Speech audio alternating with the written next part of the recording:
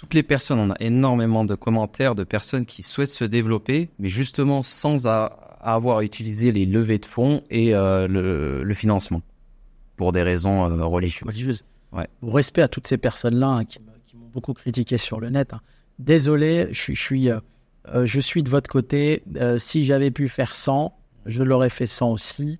Moi, je connais le modèle bancaire, je connais le modèle de la dette parce qu'on s'enrichit par la dette. Et si tu veux monter dans les autres sphères, tu es obligé de passer par là, malheureusement. Okay, mais ces gens-là, c'est un autre modèle. C'est un modèle, aujourd'hui, il va falloir qu'ils travaillent, qu'ils économisent et qu'ils ouvrent leur premier point de vente. Et forcément, ça ira moins vite. Ouais. Mais c'est un choix. Après, il va falloir qu'ils se concentrent bien sur le premier point de vente pour qu'ils cartonnent, qu'ils dégagent assez de bénéfices. Donc, et réinvestir dans le deuxième et dans le troisième. Et voilà. Ils ont moins droit à l'erreur. Hein.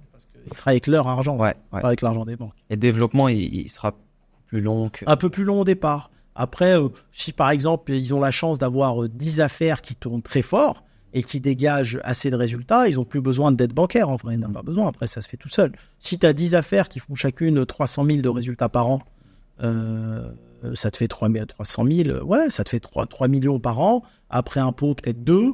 Tu as ta holding et tu peux continuer ton développement. Yes.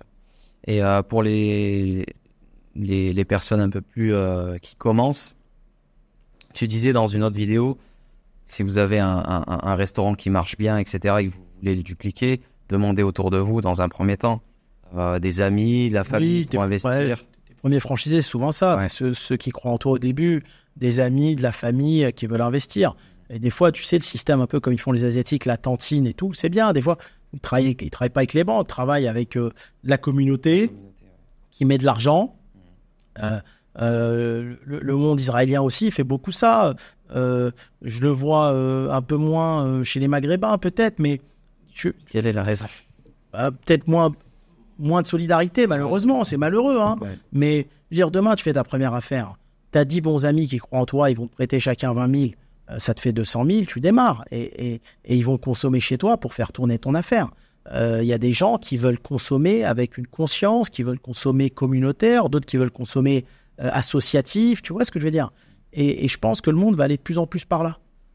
Moi, tu vois, je le faisais pas avant, mais aujourd'hui, j'aime bien aller consommer dans des restos où je sais qu'ils donnent une partie de son bénéfice à des associations, à des orphelinats, parce que c'est consommer conscience, tu vois, et conviction, tout simplement.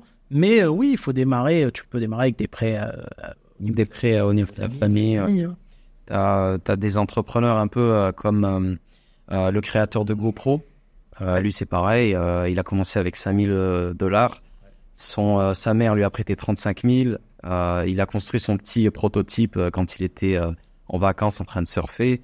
Et ensuite, petit à petit, il s'est mis à faire des salons et à vendre un peu son prototype. Il a eu pas mal de personnes qui ont été intéressées. Et petit à petit, en fait, il réinvestissait à chaque fois qu'il vendait des caméras. Il réinvestissait. Aujourd'hui, GoPro, c'est une marque mondiale. Et tu as plein de personnes comme ça qui commencent vraiment de rien et qui n'ont pas besoin de lever de fonds, etc. Mais c'est plus long et il faut... Et j'aime beaucoup ces modèles de business, moi, tu sais. Mis à part l'abonnement et les business dont on va parler plus tard, intermédiaires, j'aime beaucoup les business de vente directe parce que, en fait, l'avantage, une fois qu'il fabrique, il vend, il a du cash flow tous les mois. Ouais. C'est son argent. Ces gens-là, c'est des entrepreneurs qui ont de l'argent. Mais un entrepreneur qui développe une chaîne d'hôtels ou une chaîne de resto, il va attendre 40 ans avant d'avoir de l'argent. Yes. Il va attendre de vendre le groupe parce que c'est gourmand en capitaux. Chaque fois, tu vas prendre les bénéfices pour ouvrir des nouveaux restaurants. Yes. À la fin, t'as rien. Yes, exactement. La différence, elle est là. Hein.